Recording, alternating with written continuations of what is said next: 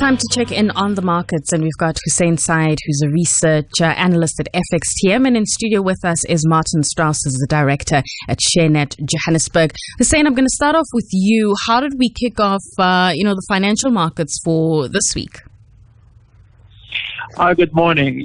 After we had a terrible year in 2018 for global equities, when we look at the markets today on our screens, we are finally seeing some green color returning back. And I think this is a combination of factors playing in.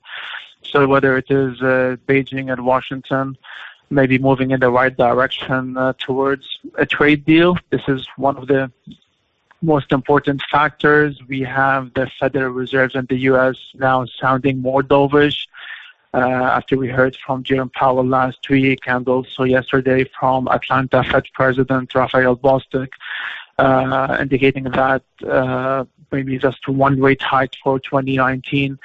And as we can see, the volatility index has even dropped incredibly from levels above 35 towards 20s this week. So we can see some calm returning to global equities, whether it's Asian, U.S., but I believe it's still too early to call the bulls are confident to return back strongly now.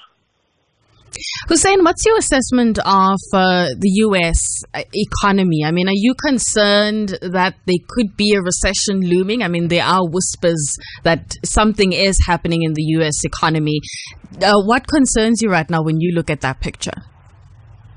I mean, that's very true, that there's a lot of worries we're going to see a slowdown in the U.S. economy because, as we know, 2019, when you look at economic growth, especially in the quarter two, when you see a 4% growth, this is, I can just indicate that this was a kind of artificial economic growth supported by the fiscal policy and tax cuts.